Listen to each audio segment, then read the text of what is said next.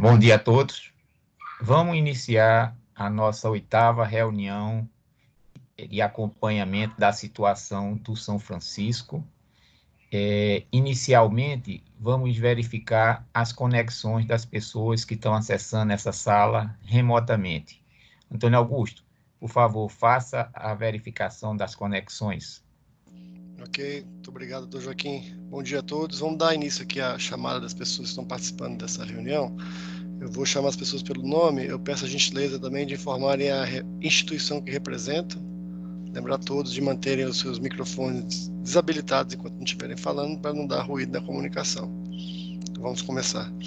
Ana Paula Fiorese. Bom dia, Ana Paula Fiorese, da ANA. Bom dia, Ana. Diego Pena. Bom dia, Diego Pena, da ANA. Bom dia, Diego. Ailton. Ailton, microfone desabilitado.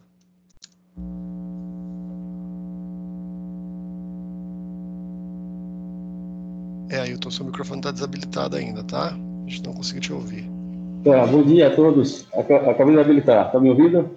Sim, ouvindo perfeitamente. Tá legal, obrigado. Bom dia, Ailton. Bom dia.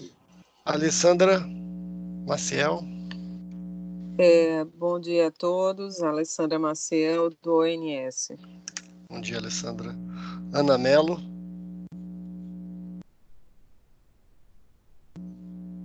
Ana Mello, microfone desabilitado.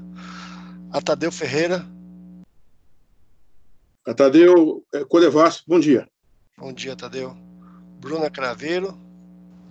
Bom dia, Bruna Craveiro, da ANA. Bom dia, Bruna. Comandante Eduardo.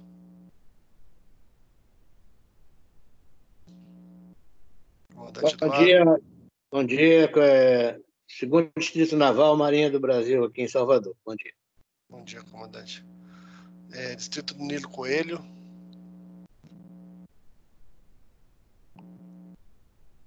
Nilo Coelho, o microfone desabilitado.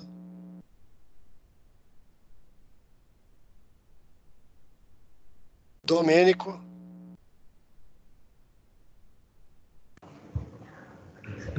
Bom dia, Domênico Codevasco, primeiro superintendente regional. Bom dia, Domênico. Edmilson Silva. Edmilson, o microfone parece não estar funcionando. Flávia, agora sim. Bom dia a todos, Edmilson, da ANA. Bom dia, Edmilson. Flávia Siqueira. Bom dia a todos, Flávia Siqueira, da CEMIG. Bom dia, Flávia. Flávia Aragão, da Codevas, já informou aqui pelo chat que está com o microfone desabilitado, mas está participando aqui. Francisco.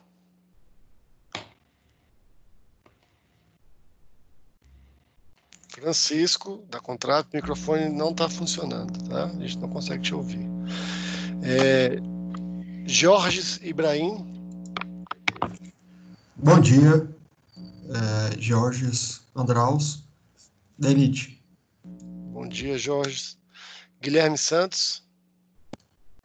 Bom dia, Guilherme Santos, Instituto Mineiro de Gestão das Águas. Bom dia, Guilherme. João Paulo Sotero. Bom dia, João Paulo Sotero, Ministério do Meio Ambiente. Bom dia, João. José Costa.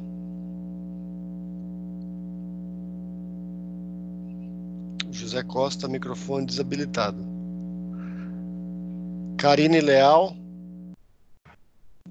Bom dia, Karine Leal, do Semabem.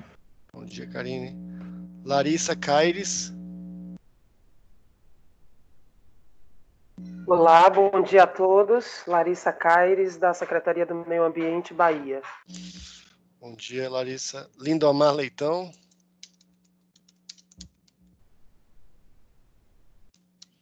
Lindomar, microfone desabilitado. Luana Ferreira. Bom dia a todos, Luana, do ONS. Bom dia, Luana. Luiz Guilhom.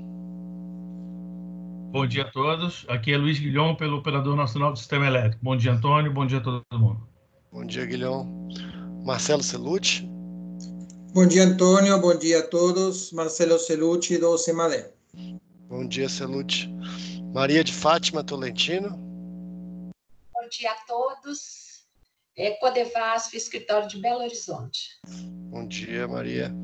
Mariana Sampaio. Bom dia, Mariana Sampaio, da Agência Nacional de Energia Elétrica. Bom dia, Mariana. Márlia. Bom dia, Márlia, do Ministério de Minas e Energia. Bom dia, Márlia. Patrícia Maia. Bom dia, Antônio. Bom dia a todos. Patrícia, da SESG. Bom dia, Patrícia. Rafael Barros. Bom dia, Antônio. Bom dia a todos. Rafael Barros, pelo ONS. Bom dia, Rafael. Regis Fontana. Bom dia a todos. Regis Fontana Pinto, pelo IBAMA. Bom dia, Regis. Renato Chaves. Bom dia a todos. Renato Chaves, Codevasf sede. Bom dia, Renato. Rodrigo Azambuja. Bom dia a todos. Rodrigo Azambuja, pela CCE.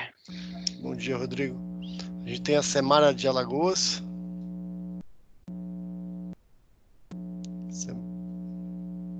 Semar. O microfone de vocês parece que não está funcionando, tá?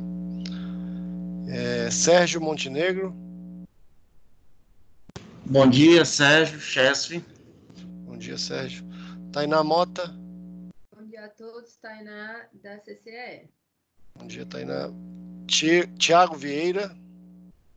Bom dia, Antônio. Bom dia a todos. Tiago Aragão, da Chesf. Bom dia, Tiago. Wala Lucas. Bom dia a todos, Wallace, Lucas e Matt. Bom dia, professor Ivonilde. Bom dia a todos, Ivonilde Medeiros, Universidade Federal da Bahia e Comitê da Bacia do Rio São Francisco. Bom dia, professora. Alguém que não se apresentou, porque durante a chamada algumas pessoas se juntaram a nós, alguém poderia se apresentar agora, que não se apresentou? Bom dia, é a Mariane Coimbra, do ONS. Ok, bom dia, Mariana. Nilo Coelho. Distrito Nilo Coelho. Bom dia, Paulo Salles e Amauri Bezerra. Bom dia, Paulo. Bom dia, Amauri. Mais alguém? Doutor Joaquim, passa a palavra para o senhor, então. Bom, nós vamos ter dois momentos nessa reunião. O primeiro momento, nós vamos ter a contextualização da situação climática, que vai ser feita pelo CEMADEM, que vai mostrar as chuvas, que nessa época são poucas, mas cenarizadas para os próximos 15 dias, pelo menos, e temos a apresentação do ONS. E na segunda parte da reunião, nós vamos abrir para assuntos gerais. Então, vamos dar início à nossa reunião com a apresentação do CEMADEM. Marcelo.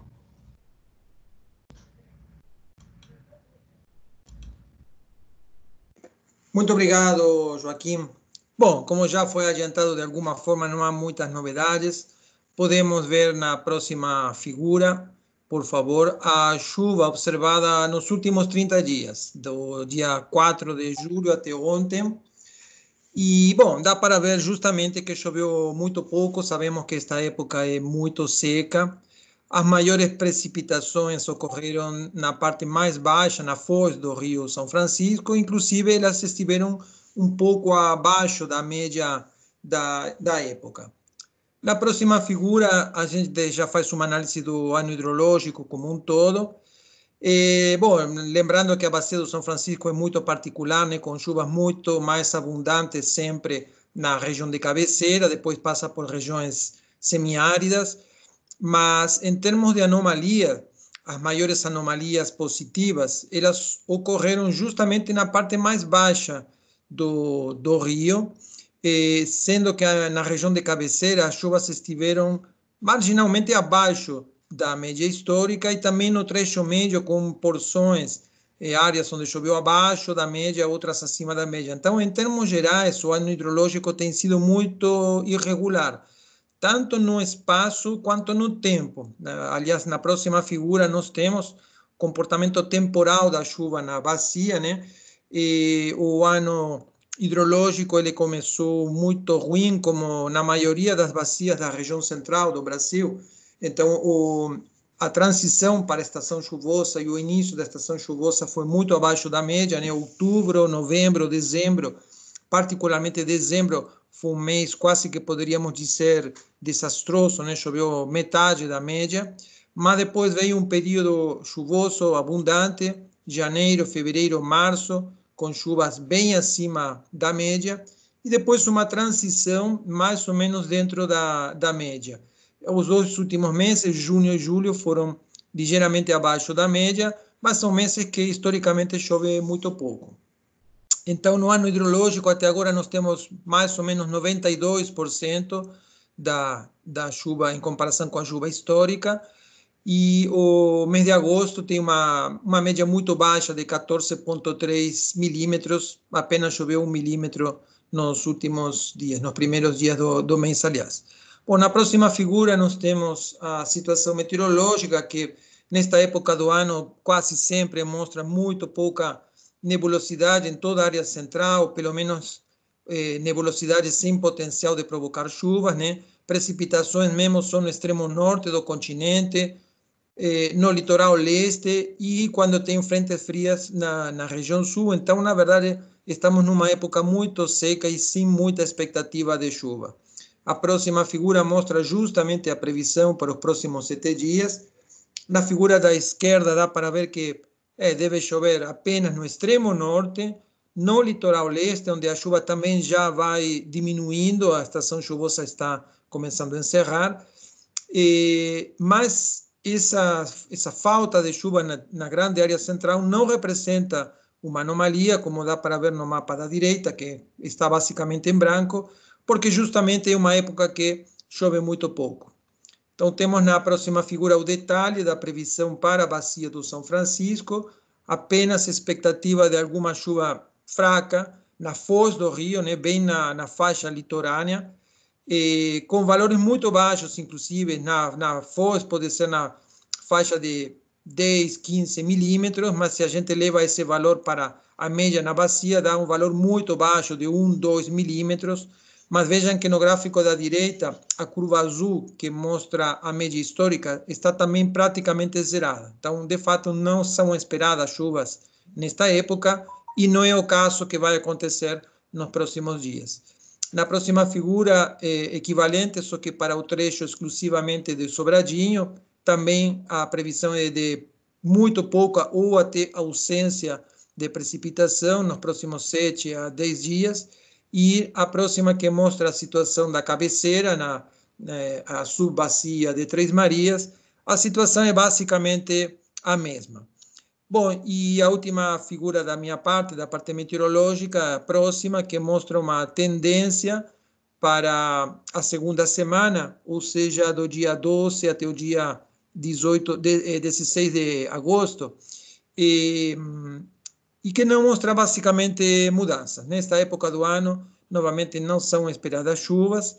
Historicamente, as precipitações na área de cabeceira começam bem timidamente a partir do mês de setembro.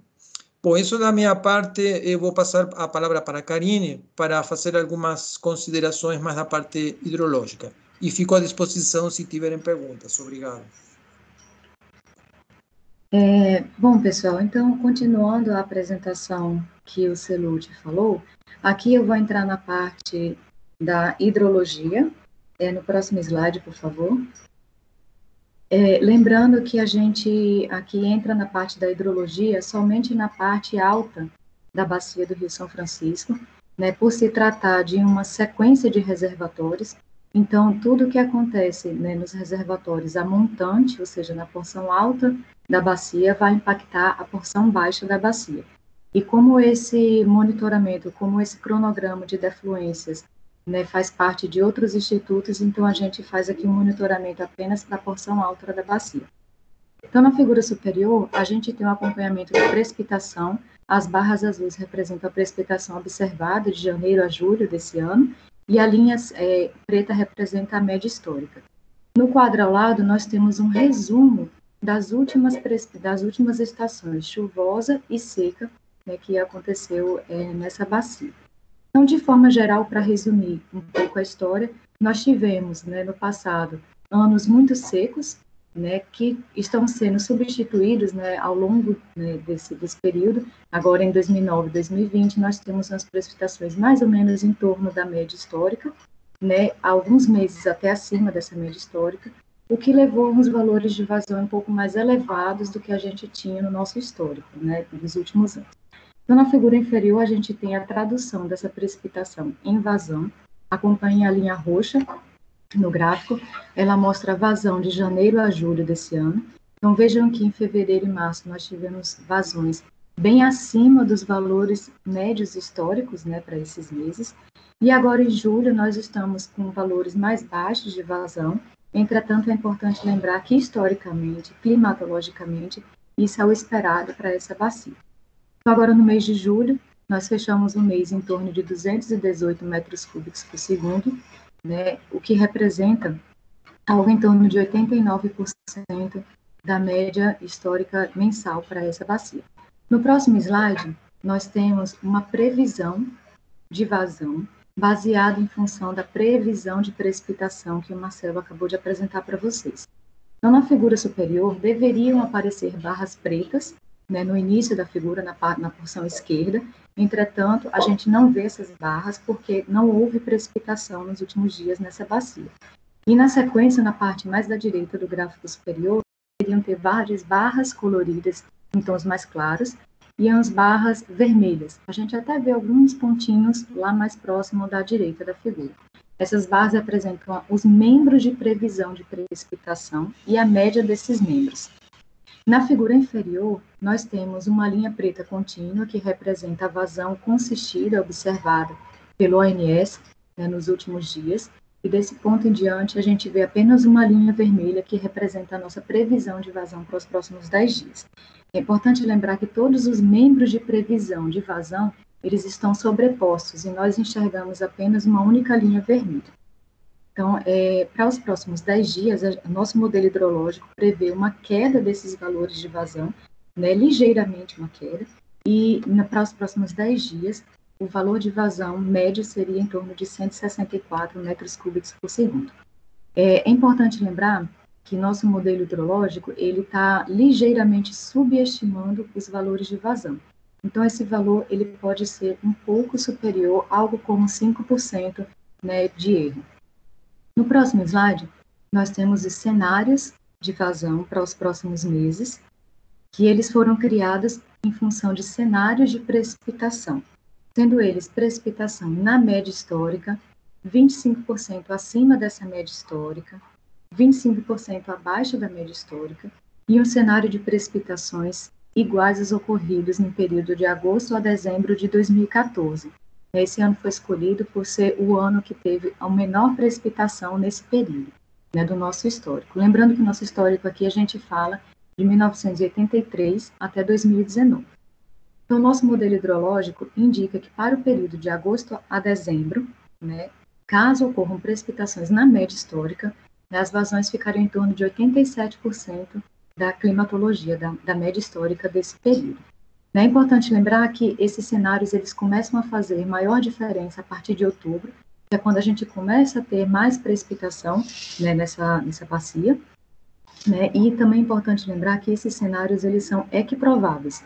Aqui nós não estamos dando um foco maior em um cenário ou outro, nós estamos apenas simulando, né, fazendo cenários do que pode acontecer caso ocorra precipitações na média histórica, acima ou abaixo dessa média histórica. Essa era a nossa contribuição para a reunião de hoje, nós ficamos à disposição. Muito obrigada.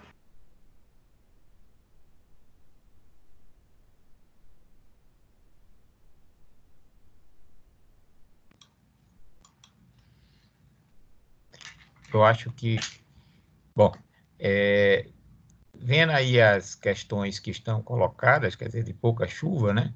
Então, agora vamos ver a questão do rebatimento dessas chuvas na operação do sistema. Então, eu vou pedir ao ONS que faça a sua apresentação. Ok, bom dia a todos novamente. Aqui é o Rafael, pelo ONS. Vamos começar a nossa apresentação de hoje. Pode passar para o próximo, por favor? Próximo. Esse aí é o quadro com acompanhamento hidrológico das afluências, né, principalmente a Três Marias e a Sobradinho. Já chama a atenção aqui que foi feita uma correção em relação ao envio da apresentação que nós fizemos 2 semanas atrás, do período de janeiro a abril. Nós percebemos que tinha uns valores que não estavam atualizados. Então, a gente atualizou a coluna de 2020, e o posicionamento em relação ao histórico aí foi deixado em branco. Depois a gente complementa essa informação e reenvia para todos a apresentação. Mas, de qualquer forma, a gente vê que o período úmido de 2020 foi um período relativamente bastante favorável se comparado a anos anteriores, né, 17, 18 e 19. Inclusive, para Três Marias, a gente ficou, em termos de vazões naturais, 110% da média, o que é bastante significativo. E para Sobradinho, a incremental Sobradinho, ficamos em 76% da média e Sobradinho total com 84% da média. São valores relativamente baixos, né, se comparado à média, mas que, olhando para os anos anteriores, a gente vê que a gente está assim, bem acima, né? Isso graças às chuvas que aconteceram.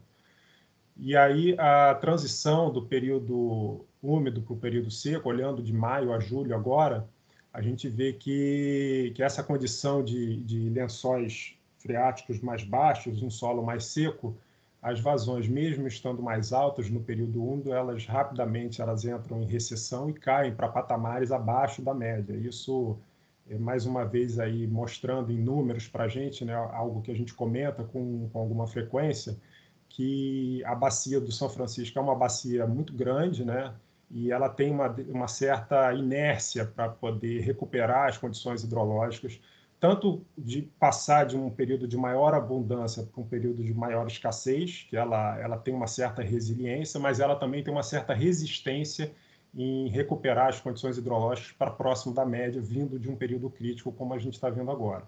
Então, isso significa que Três Marias a gente está abaixo da média, né? Fechou maio e julho com 87% da média, e a incremental Sobradinho, a gente ficou ali entre 75% e 80% da média.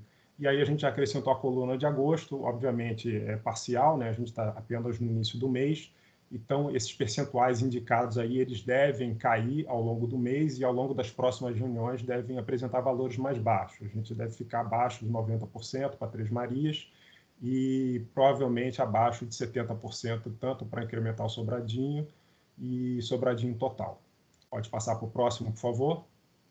Esse é o acompanhamento dos postos do Médio São Francisco, mostrando para a gente que a gente continua, né, em plena recessão, como é esperado para essa época do ano, tanto o mês de julho, mês de agosto e setembro, e o período úmido começa a virar a partir de outubro, só que a gente vai ver mais para frente que mesmo com a ocorrência de chuvas na média, né, a gente tem a expectativa que as vazões demorem para responder. Pode passar para o próximo, por favor. A gente está trazendo aqui uma informação que foi solicitada na última reunião, que tem a ver com o balanço energético da região, do subsistema Nordeste. E aí, primeiro, a gente trouxe uma série de 3 slides, né? Primeiro, um panorama mais geral, olhando desde 2009 atualizado até o fechamento do mês de julho de 2020.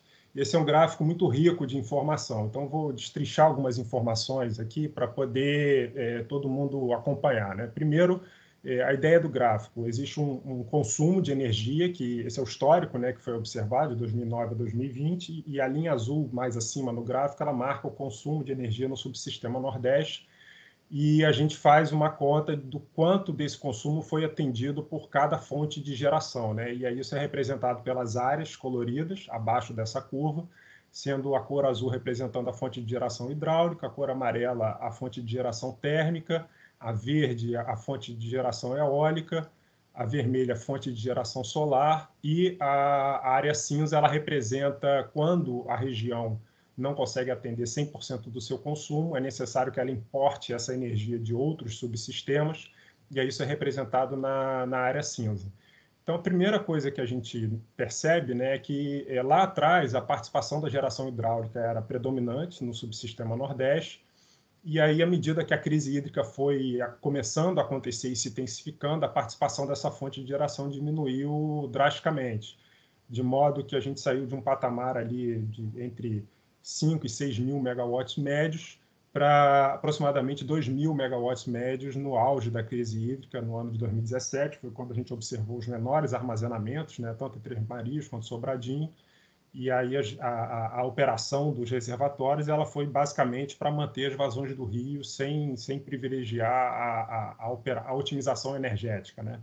E aí, passados esses anos mais críticos, a participação da geração hidráulica voltou a crescer, mas certamente não voltou aos patamares de anteriormente, né? Hoje a gente vive uma nova realidade e a tendência é que a participação da geração hidráulica não retorne, em termos de percentual, né? Não retorne ao que era a realidade de antigamente diante da crise hídrica. E a gente vê que na crise hídrica a área amarela ela se tornou muito preponderante, porque nessa época o parque eólico ainda não estava começando a se expandir, né? Então a gente teve que suprir o consumo da energia Nordeste, tanto com despacho de um maior número de usinas térmicas, quanto com a importação de outros subsistemas. Isso a gente vê pelas áreas amarela e pela área cinza. E aí, pela área cinza, a gente vê que o subsistema Nordeste ele sempre foi um subsistema que, tradicionalmente, é um subsistema importador de energia ao longo do tempo. Ele sempre dependeu de trazer para complementar, né, de outras regiões, complementar o próprio consumo. E essa dependência ela vem diminuindo à medida que a gente acompanha a evolução da participação da fonte eólica, que é a área verde, até chegar nos anos mais recentes, ali, principalmente a partir de 2017, né, que a gente já começa a perceber uma maior participação da geração eólica, ali já ultrapassando os 30%, e mais recentemente, o ano de 2019, a gente 50% do atendimento do consumo de energia da região Nordeste veio das eólicas. A gente vê que há uma sazonalidade, né, da geração eólica, então, mesmo com a expansão, toda a expansão do parque gerador eólico, em determinadas épocas do ano, a expectativa é que o subsistema Nordeste continue sendo importador de energia, especialmente no período úmido, como a gente viu agora, né, no período de 2020, inclusive foi um período em que ventou menos, justamente porque choveu mais, né? A gente sabe que tanto a fonte hidráulica e a fonte eólica são fontes complementares de geração, então, normalmente, quando a gente tem um período úmido mais favorável em termos de chuvas, a gente tem um período úmido menos favorável em termos de ventos.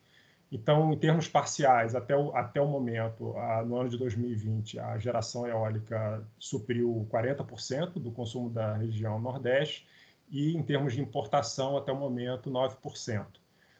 A gente vê que diminuiu bastante a geração térmica, né? Esse é o benefício que o subsistema Nordeste tem hoje, é uma matriz muito limpa de geração, em que, até o momento, nesse ano, a necessidade da fonte de geração térmica, usando combustíveis, né, foi bastante reduzida.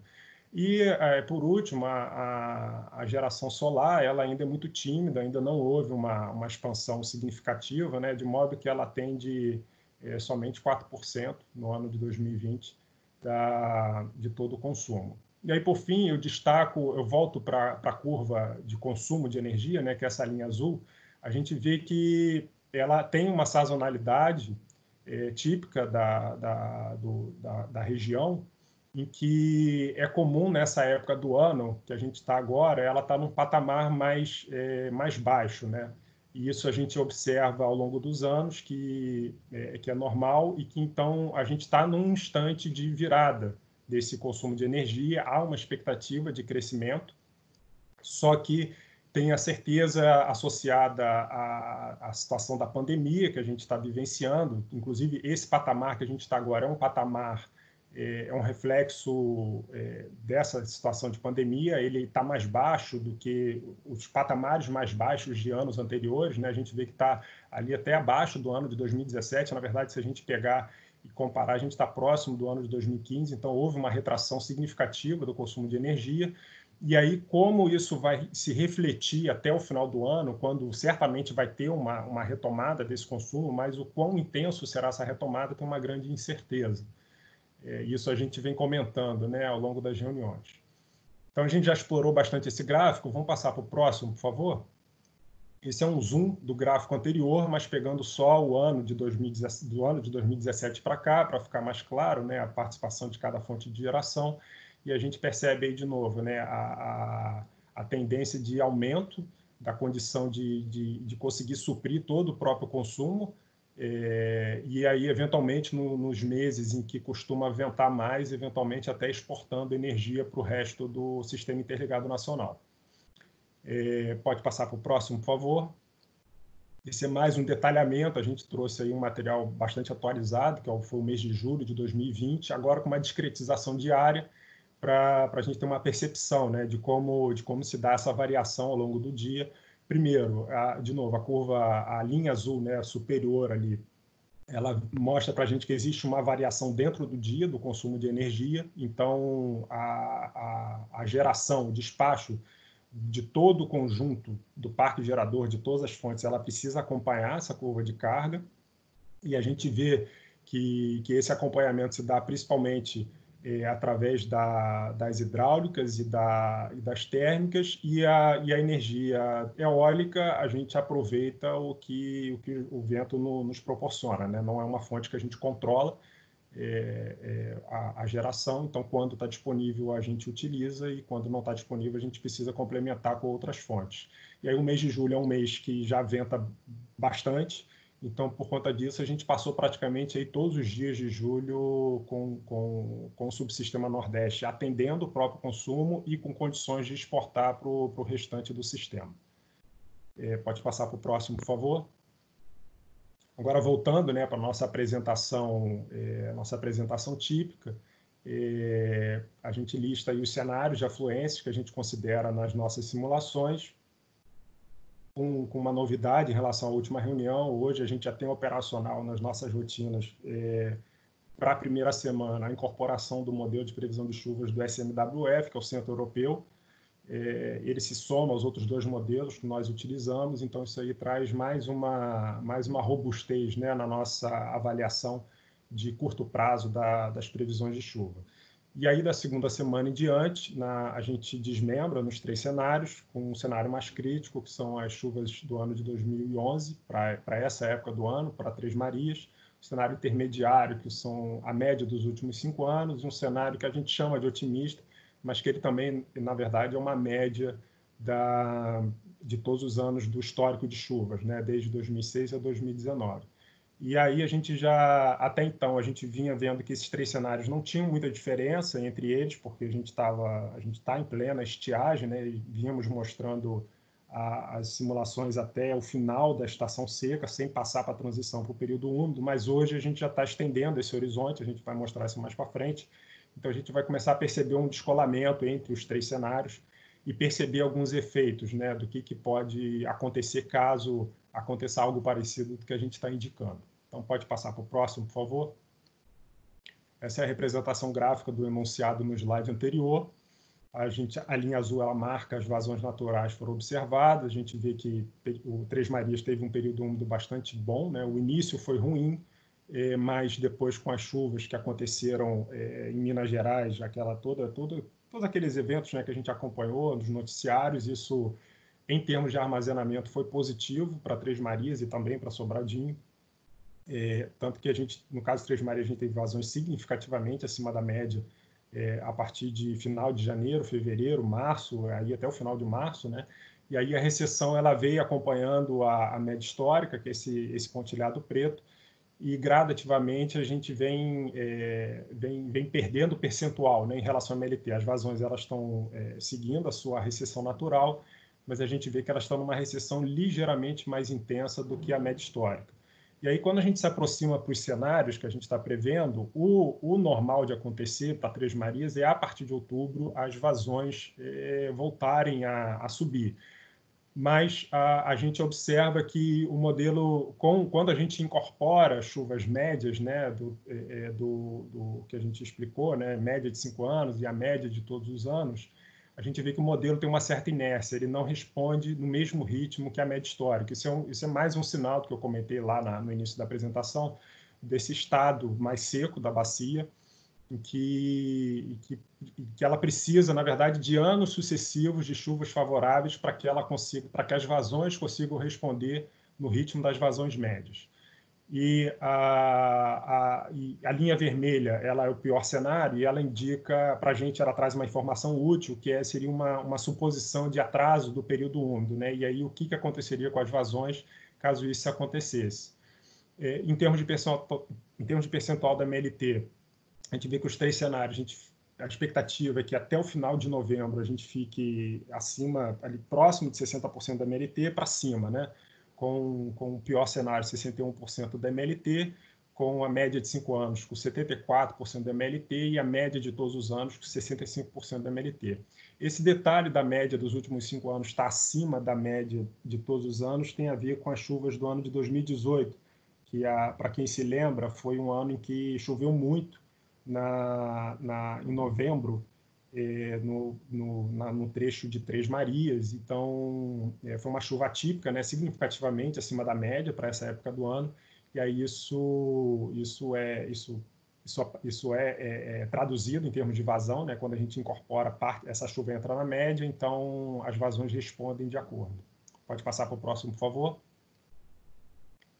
Agora, fazendo a mesma descrição para Sobradinho, né, com a diferença que Sobradinho, nós, além da utilização do modelo chuva-vazão, SMAP-ONS, a incorporação de previsão de chuva, a gente tem um modelo de propagação de vazões, que é o modelo CPINCH. A gente faz um acoplamento, né, desses 2 modelos, de modo que da primeira à quarta semana o resultado é um conjunto, né, da utilização desses 2 modelos, e aí a partir da quinta semana a gente volta a fazer a sinalização com a chuva do histórico. E, no caso de Sobradinho, a pior chuva do histórico é o ano de 2007, e os outros 2 cenários usando a média de 5 anos e a média de todos os anos. Pode passar para o próximo, por favor. A análise para Sobradinho ela é parecida com a de Três Marias, com o diferencial que as vazões estão num patamar, em termos percentual da MLT, estão inferiores, né, se comparado a Três Marias. A gente, de novo, teve um início de período úmido muito ruim para Sobradinho, mas aí com a ocorrência das chuvas, especialmente o afluente Rio das Velhas, que recebeu bastante água, isso contribuiu para a elevação das vazões da incremental Sobradinho, de modo que no final de março a gente conseguiu atingir valores ali próximos da média histórica. Mas essas vazões rapidamente entram em recessão, né? E aí a recessão, naturalmente, ela veio abaixo da média histórica, e aí a gente tem se mantido nesse patamar aí entre 60% e 70% da MLT, e a expectativa é que a gente permaneça assim até que o período úmido volte a acontecer. Então, no pior cenário, a gente tem indicação de que a gente ficaria com 57% da MLT, com uma vazão média de 527 metros cúbicos por segundo, né, olhando de agosto a novembro, e os outros 2 cenários um pouco acima de 60% da MLT, com 63% para a média de 5 anos e com 68% para a média de todos os anos. Pode passar para o próximo, por favor. Agora, já falamos da premissa das afluências, vamos falar agora da premissa das defluências da simulação. Três Marias não tem alterações em relação ao que a gente já vinha comentando. A gente está na faixa, estamos acima de 60% de volume útil, então é uma faixa de operação normal, em que a gente não tem restrição de defluências máximas, em termos de médias mensais, né? Então, a gente vem mantendo essa defluência já de 600 metros cúbicos por segundo, a expectativa é de manter esse patamar até o final do horizonte de simulação e observando com folga o atendimento às demandas do projeto Jaíba e da navegação. Pode passar para o próximo, por favor. Esse é o resultado da simulação para Três Marias, com as premissas enunciadas, né? A gente parte desse armazenamento de 84,5%, e aí o reservatório vai sendo deplecionado, praticamente uma taxa constante, e aí, quando começa a entrar o período úmido, a gente começa a ver um leve descolamento, né, entre os 3 cenários, indicando aí que no pior cenário, seria um caso de atraso de período úmido, a gente terminaria novembro. Esses valores são os observados no primeiro dia de cada mês, né? Então a gente termina novembro, observaria no 1º de dezembro 55,5% de armazenamento, no caso do pior cenário, no caso da média de todos os anos, 56,6%, e na média de 5 anos, 58,5%. Em suma, a gente estaria ali entre 55%, 58%, 59% de armazenamento já entrando ali abaixo da faixa de 60%, né, que indica a faixa normal de operação do reservatório. Pode passar para o próximo, por favor. E agora, falando da simulação de Sobradinho, né, a gente tem a operação de Sobradinho, ela está intimamente ligada à operação de Xingó, que é a usina mais ajusante da cascata, e a gente mantém a premissa que foi apresentada da última vez, que em agosto a manutenção em Xingó de 1.300 metros cúbicos por segundo, em termos de médias mensais, e de setembro a novembro, indicando aí na simulação a prática dos 1.100 metros cúbicos por segundo, que é o valor mínimo estabelecido pela resolução. E para esse nível de volume útil observado em Sobradinho, que também está acima de 60% até o momento. E aí, para Sobradinho, a gente indicou algumas reuniões atrás que a gente ia fazer uma operação para poder privilegiar a recuperação do armazenamento de Itaparica, com o objetivo de atingir os 90%. Esse patamar de 90% foi atingido, né? Na verdade, a gente ultrapassou um pouco esses 90%. Então, por conta disso, a gente já programou para ser feita a partir de hoje uma redução das defluências de Sobradinho. Só para recapitular, a gente estava praticando os 1.600 metros cúbicos por segundo, e aí agora a gente vai reduzir para 1.400 metros cúbicos por segundo, e temos a expectativa de utilizar esse patamar de 1.400 até agosto, final de agosto e início de setembro. E aí, como a estabilização dos níveis de Itaparica depende dessa estimativa de perdas que a gente faz, né, tanto de evaporação, uso consultivo, mas como depende também da operação exata que vai ser praticada na usina de Xingó, normalmente setembro é um mês em que as perdas estariam menores, isso teoricamente, isso vai ter que ser verificado, né? Então, para que a gente possa mantendo a operação de Xingó como enunciado, né, para que a gente mantenha os níveis de Itaparica constantes, seria necessário uma redução de Sobradinho dos 1.400 atuais para aproximadamente 1.200. Então, a gente já está sinalizando que é possível que isso aconteça. E, na verdade, já adiantando uma informação, né, a gente está agora com Itaparica cheio, a gente está com aproximadamente cerca de 94%, 95% de volume útil em Itaparica. E lembrando que em novembro começa para Itaparica o período de controle de cheias. Então, existe um plano anual de prevenção de cheias que o ONS, em conjunto com os agentes, elabora, e é previsto que, a partir de novembro, a gente passe a ter que alocar um volume de espera em Itaparica, e, com isso, vai ter que ser feita, mais para frente, uma operação de depressionamento do reservatório de Itaparica. E aí, a partir de quando essa operação vai começar a ser realizada e de que forma ela vai ser feita, isso vai ser comunicado mais à frente, mas, de todo modo, isso vai ter que ser feito. Então, a gente já está, apesar de a gente não ter ainda os valores, né, indicados, a gente já está sinalizando que, com alguma antecedência, isso deve ser feito. E pode ser que isso seja feito já a partir de meados de setembro, final de setembro. Então, pode passar para o próximo, por favor. Esse é o resultado da simulação de Sobradinho. A gente partindo desse valor observado de 79,4%, e aí praticando os 1.300 em agosto, depois 1.300 em Xingó, né, e depois reduzindo para 1.100, e aí adequando a operação de Sobradinho e Itaparica para atender essa geração de Xingó, e a gente observa, a simulação indica esses armazenamentos que estão no gráfico. A gente vai reduzindo o armazenamento para 74,4% primeiro, depois atingindo a faixa de 70%, e eventualmente chegando ao final da simulação, ali entre o pior cenário e o melhor cenário, entre 65% e 68% de armazenamento, lembrando que isso está atrelado à operação que for praticada em Xingó. Todos esses valores acima dos 60% de armazenamento, né, que a gente que manteria Sobradinho na faixa normal de operação, e se a gente olhar os anos anteriores, certamente valores muito superiores ao que foi observado. Então, pode passar para o próximo, por favor.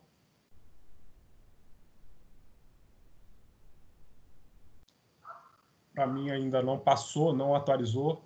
Agora sim, o reservatório equivalente de São Francisco, esse é o último slide da nossa apresentação, esse é apenas um reflexo, né, do que a gente observou em Três Marias e Sobradinho. Isso naturalmente se reflete também no reservatório equivalente de São Francisco, em que a gente parte de um pouco acima de 80% e termina nas simulações um pouco acima dos 60%. Com relação às informações de hoje, é isso que a gente tem para apresentar. Agora, a gente, como sempre, agora se coloca à disposição para eventuais esclarecimentos. Obrigado.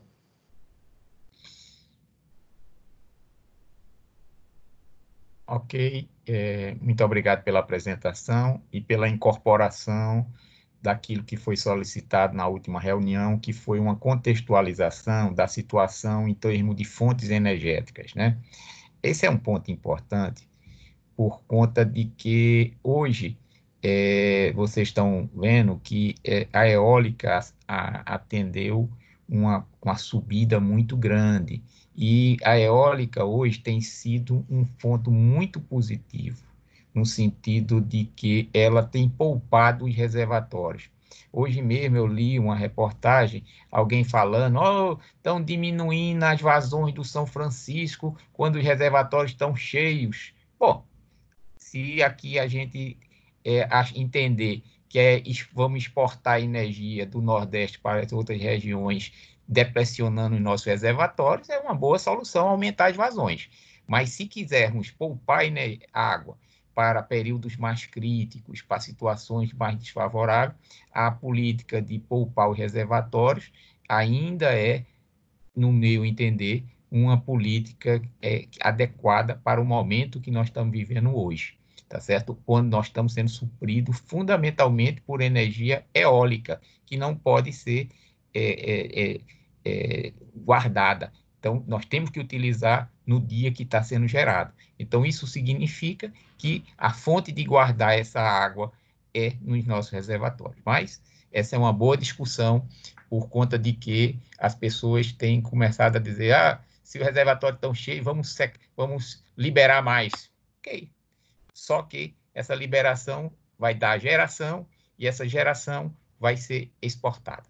Bom, eu passo a palavra agora aos estados para alguma consideração adicional. Sergipe, alguma consideração adicional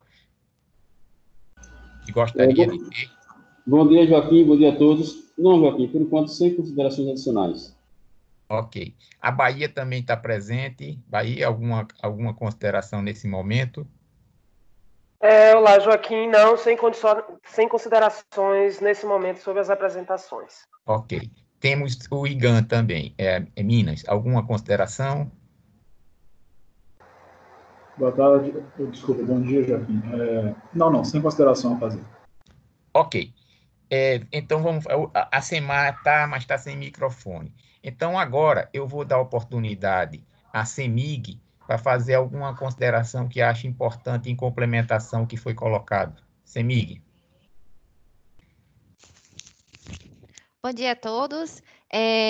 Bem, o reservatório de Três Marias, né, ele apresentava lá no início de julho cerca de 91% do volume, e nesse período foi quando a gente fez esse aumento de defluência, a gente começou a praticar os 600 metros cúbicos, e a política atual vai ser manter, né, esse valor de 600 metros cúbicos, e hoje a gente já está com mais ou menos uns 84% do volume útil, né, e assim como eles falaram, né, a gente deve manter esse mesmo valor até mais ou menos novembro. Ok. Bom, já foi alertado de alguma maneira, mas é bom sempre colocar, que vamos iniciar o período chuvoso, terminar o período seco, iniciar o período chuvoso em níveis altos, relativos ao passado, né, acima de 60%. Então, a preocupação que surge em ocasiões como essa é normalmente a questão de controle de cheia, né? Então, isso aí, todos nós vamos ficar atentos a essa questão de controle de cheia, no sentido de que é um efeito colateral quando se enche reservatórios, né? Então, é um efeito que necessariamente tem que ser bem administrado. Chesf, alguma consideração adicional? Joaquim, Marinha. Marinha, eu vou passar para você na sequência, Marinha. Deixa só a Chesf falar e depois eu passo para você, por favor. Bom dia, Joaquim. Complementando a apresentação do ONS, né, só informando que a gente emitiu ontem um comunicado para a Bacia, informando da operação para o mês de agosto. Para Sobradinho, a gente reduziu de 1.600 para 1.400, e para Xingó, a gente perseguindo essa vazão média mensal e média semanal de 1.300, com prática de vazões em torno de 1.380 a 1.400 durante os dias úteis e 1.100 nos finais de semana. Tá bom? Só complementando do comunicado que a gente soltou ontem. Ok, muito obrigado. Bom, Marinha. Joaquim, bom dia. É só uma informação geral. A Associação de Municípios do MED de São Francisco me passou um WhatsApp agradecendo muito o aumento da deflexão, o aumento da defluência lá de Três Marias, está possibilitando a navegação tranquilamente, sem nenhum problema. Nós tivemos um ano retrasado, nesse período seco, a média de 270 metros cúbicos por segundo. No ano passado, com aquele trabalho junto à CEMIG, a gente conseguiu estabelecer 450 metros cúbicos por segundo, e esse ano, graças a Deus, inclusive é citado também um agradecimento à Marinha, ao CEMIG, à ANA e ao ONS pelo pessoal lá do secretário da associação, e graças a Deus também, porque hoje nós estamos navegando lá com 600 metros por segundo, uma tranquilidade para todos os usuários lá do Rio. Eu só queria fazer esse registro da Associação de Municípios do MED de São Francisco. Ok? Obrigado. Ok.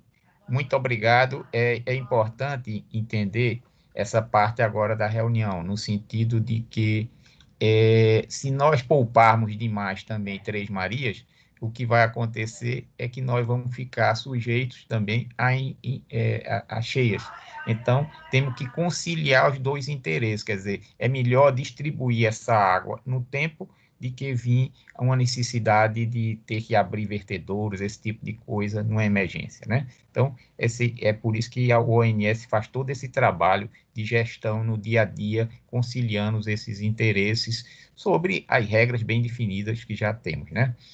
Bom, eu agora pergunto quem gostaria adicionalmente de tecer algum comentário. O Comitê de Bacia, eu não sei se tem a Ivonilde, mas eu não sei se o comitê, nesse momento, gostaria de comentar alguma coisa.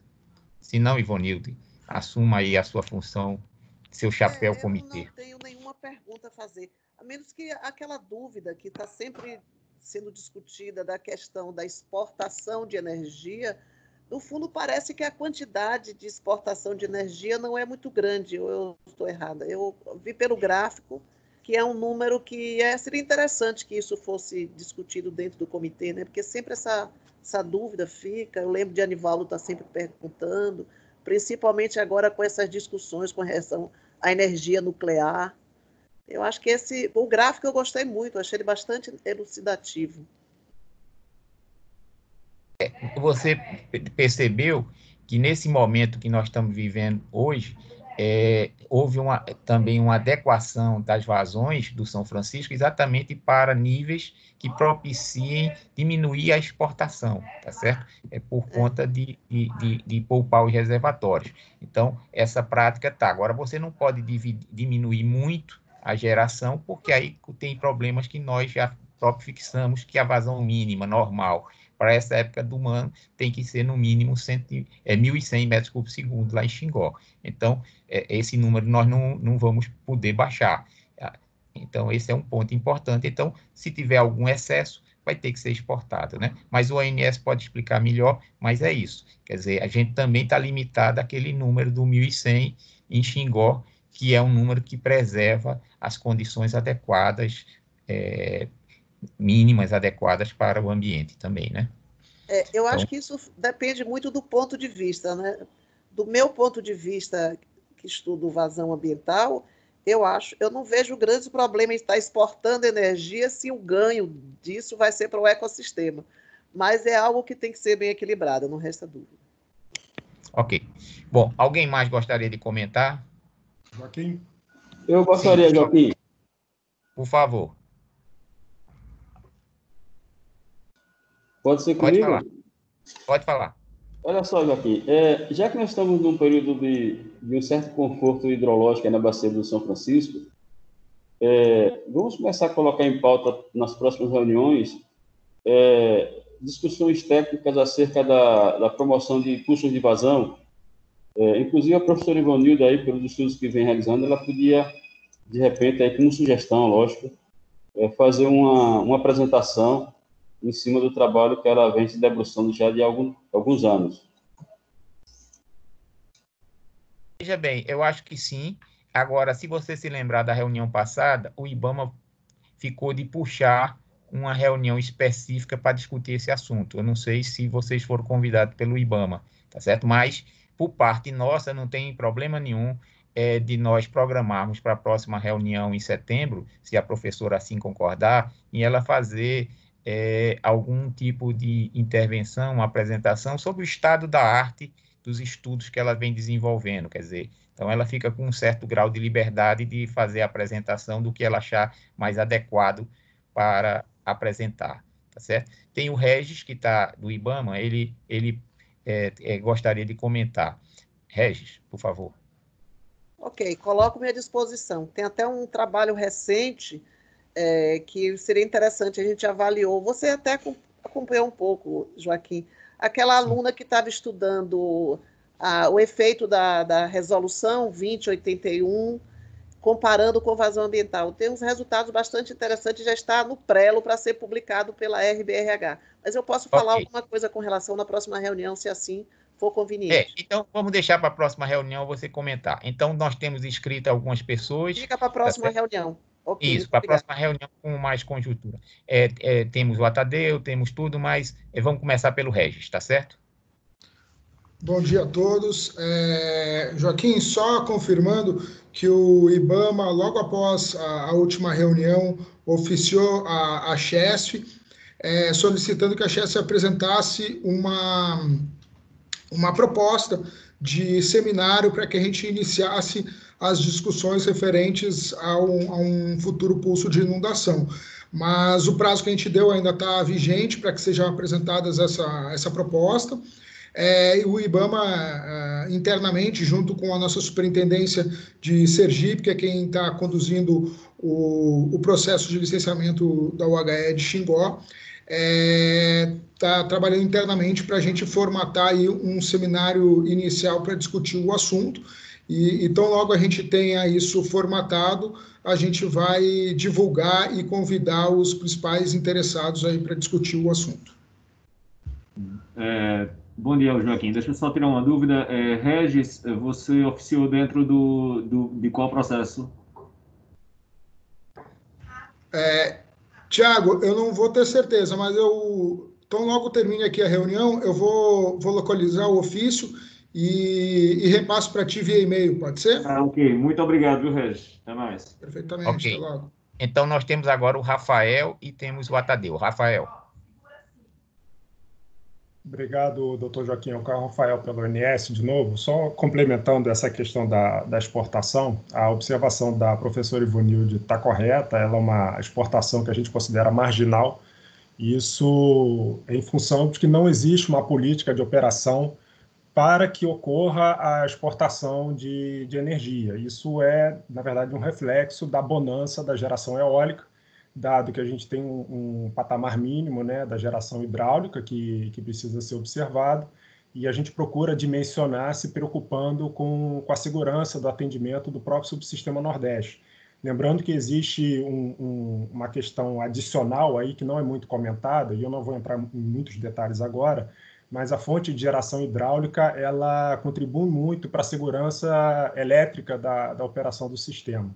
Então, é desejável que a fonte eólica é uma fonte intermitente, então tem uma insegurança associada a essa fonte de geração. Então, é desejável que a gente tenha sempre máquinas hidráulicas sincronizadas no sistema para evitar quaisquer eventos de maior gravidade. Ok, obrigado.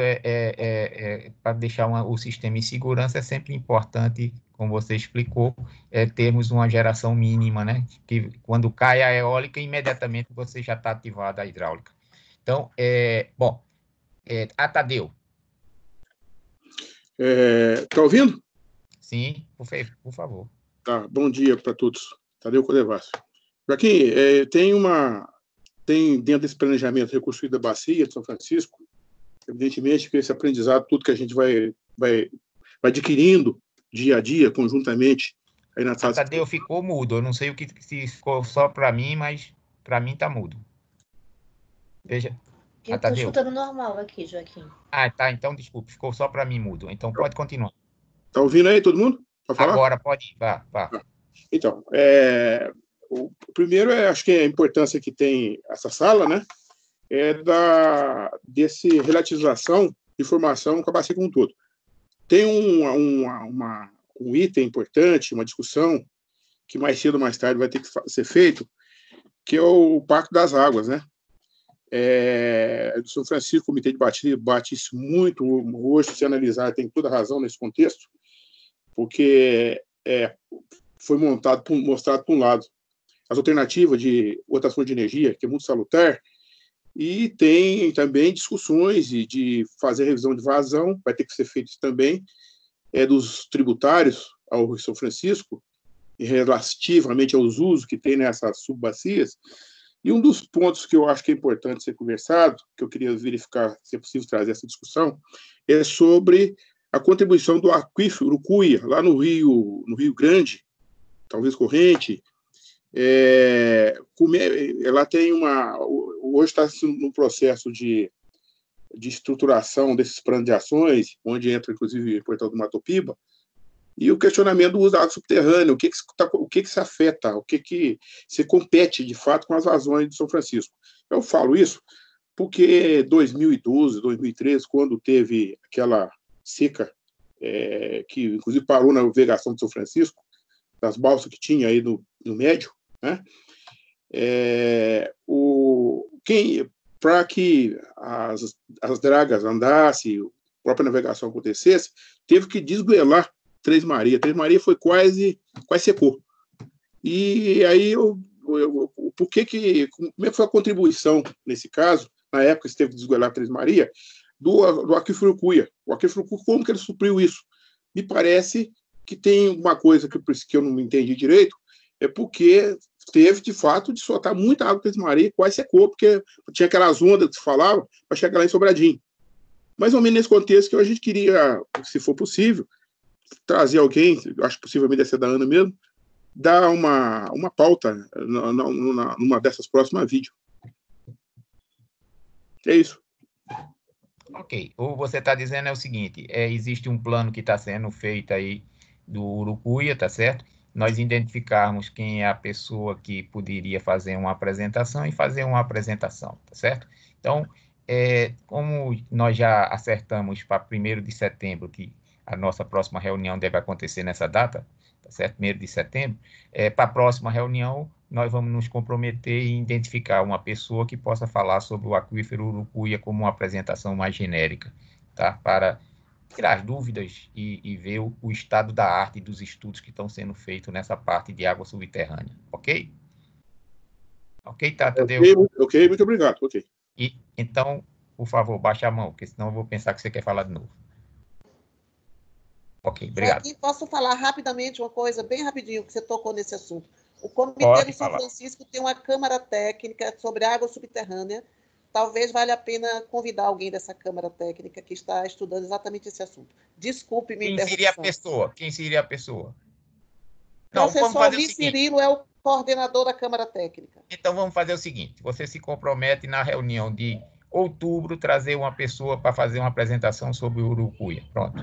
E aí você identifica dentro da Câmara qual é a pessoa que possa disponibilizar isso, tá certo? Vamos fazer desse jeito? Tá bom. Outubro, tá certo? Outubro. Ok? Tá. Bom, a Karine, do Semadem, gostaria de comentar. Karine. Joaquim, eu, da hidrologia do Senadem, junto com meus colegas, né, do grupo de secas hidrológicas do Senadem, estamos desenvolvendo um estudo sobre elasticidade de vazões na região sudeste do país. Esse estudo está submetido numa revista internacional, e se for do interesse de vocês, eu posso apresentar resumidamente aqui os nossos resultados.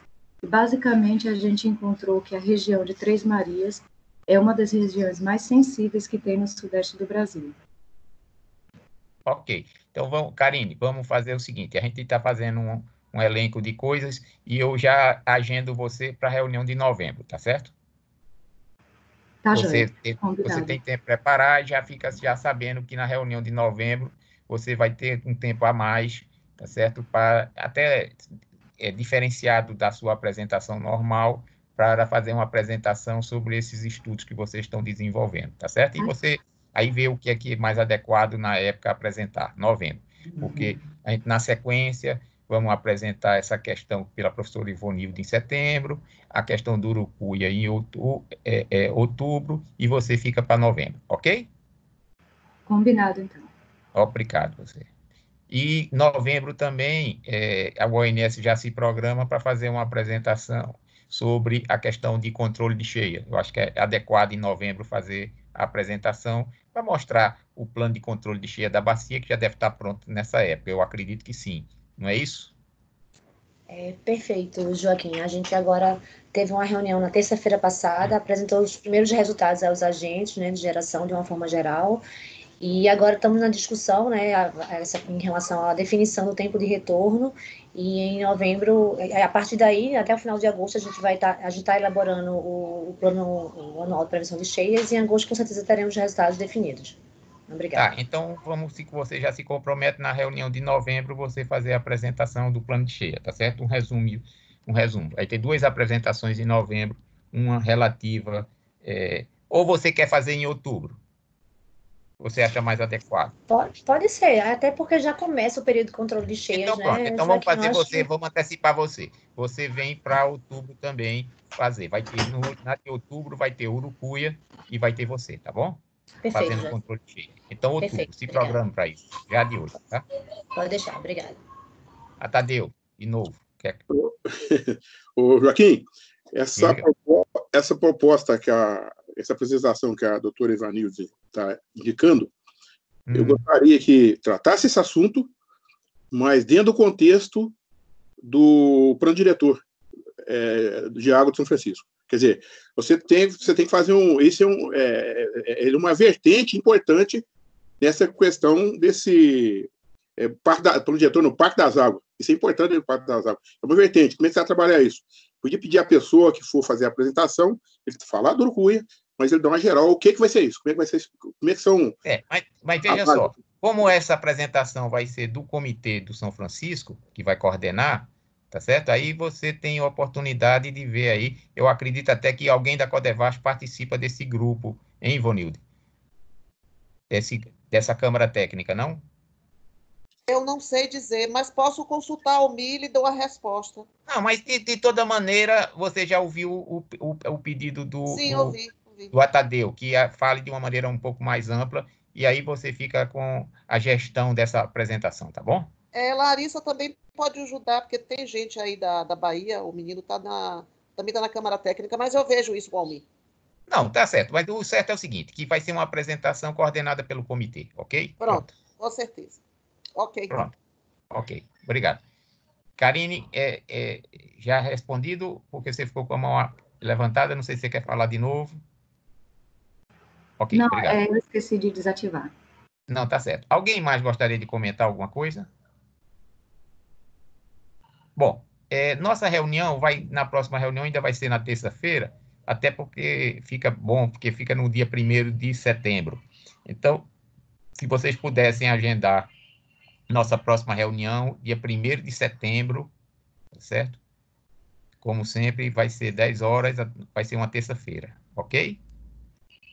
Bom, eu queria agradecer a todos pelo empenho de ter participado dessa reunião. Eu sei que o momento é difícil, mas é importante nós mantermos mobilizados, tá certo? Então, acho que é fundamental a participação de todos, tá certo? E embora não tenha chuvas que provoquem algum tipo de mudança repentina, mas é importante acompanhamento e todos estarem sabendo a nossa situação. O Paulo, da irrigação, não sei se Nilo Coelho, que os irrigantes não têm falado ultimamente na reunião, se vocês gostariam de só comentar alguma coisa, como está a situação desse ano, que vocês estão vendo, para nós podermos encerrar essa reunião. Paulo. Obrigado, Joaquim. Eu vou passar aqui para a Mauri, ele estava querendo fazer algumas observações também. Vou passar aqui a palavra para ele, só um minutinho. Bom dia, Joaquim, e a todos. A gente tem participado mais de ouvir que realmente o planejamento e a operação do sistema hidrográfico da Bacia do São Francisco passa muito pela ONS, porque ela é que administra do ponto de vista de compensação de produções de energia e distribuição de energia. E então São Francisco, até essa crise pela produção de energia, ultimamente com a crise climática, nós tivemos que administrar para os usos múltiplos. Me observo também, Joaquim, é que nós temos visto nos anos passados, e agora a previsão para este ano que acabaram de ser mostrado, é que nós temos uma contribuição no período seco de pouca contribuição do lençol freático. É como se o lençol freático, apesar de ter chovido, não foi alimentado o suficiente. É que ele pegar um período seco, que o consumo de água é maior do que o que produz o lençol freático, as nascentes. Eu gostaria de dizer uma coisa, é o seguinte, que a Codevasf, há uns 20 anos atrás, criou uma diretoria específica para a recuperação da bacia hidrográfica do São Francisco na parte de povoar as margens. Não sei se caberia a Codevasf mostrar, depois de 20 e poucos anos de uma diretoria formada, o que é que recuperou das matas ciliares, das contribuições nascentes do Rio São Francisco. Isso é um ponto em que se a gente aumentasse o povoamento de árvores e o almoxarifado de contribuição de água nascente do São Francisco, a gente poderia ter um período seco, alimentando uma vazão igual a que nós consumimos, tá certo? Isso do ponto de vista de uso consultivo, ser igual ao que pode ser produzido na época seca. A outra coisa também é que o nosso consumo de água ao longo de 10, 15, 20 anos para frente deve aumentar com a contribuição de áreas irrigadas, provavelmente que vão aumentar agora para frente também. E com essa transposição do Rio São Francisco, que contribui também para um maior consumo de água. E dos órgãos responsáveis por tudo isso, como a Tadeu falou, e de estudar para 10, 15, 20 anos uma nova represa em que a gente tivesse uma represa de 30, 40 bilhões de metros cúbicos. Logicamente que tem impactos, esses impactos eles seriam também considerados, porque se a gente vai aumentar, se a gente tem um consumo hoje de 320, 330 metros cúbicos de água por segundo, fora o destino de produção de energia, é um consumo considerado para um período curto de oferta d'água no período seco. Então, não sei se daqui a 10, 15, 20 anos, talvez essa nossa geração que a gente está aqui hoje discutindo não esteja presente, mas vai ter um aumento considerado para esses próximos 10, 15, 20 anos, e talvez é necessário que alguém pensar que nesse futuro de 10, 15 anos a gente tem que ter também, ou várias represas, ou uma reservação de água da ordem de 30, 40 bilhões de metros cúbicos. Além de, porque também se vai aumentar o potencial de energia solar, eólica, que possa diminuir o consumo durante o dia de produção hidro, mas o consumo da água vai aumentar. Então, não sei se caberia a esse comitê ou a algum organismo que participa desse comitê pensar nisso. O que é que a gente poderia ver de aumento do almoxarifado das margens do Rio São Francisco, das nascentes, principalmente das nascentes, aumentar isso aí, porque um aumento dessas margens, dessa vegetação marginal leva 25, 30 anos, e já tem estudos diversos mostrando isso, para aumentar o caudal de nascença de água no período seco, e a outra seria reservar água. 1 ou 2, 3 ou 4 represas que a gente pudesse pensar daqui a 15 anos, a gente ter mais 30, 40 bilhões de metros cúbicos. Quando chove regular, enche, fica tudo bem. A gente está falando agora só de bonança, mas a gente sabe o que a gente passou de 2010 para cá. Foi muito ruim. E pode se repetir cheias? Sim. Pode repetir secas? Sim. Tá certo? Tudo para trás a gente vê que pode acontecer para frente. Porque se for buscar qualquer 100, 200, 300 anos para trás, a gente vê que nós estamos passando momentos cíclicos e vão repetir ciclicamente todo esse período de cheia e de seca. Então, para a nossa futura geração daqui a 15, 20 anos, eu acho que é conveniente a quem compete, qualquer organismo que trabalhe nessa área, pensar nisso.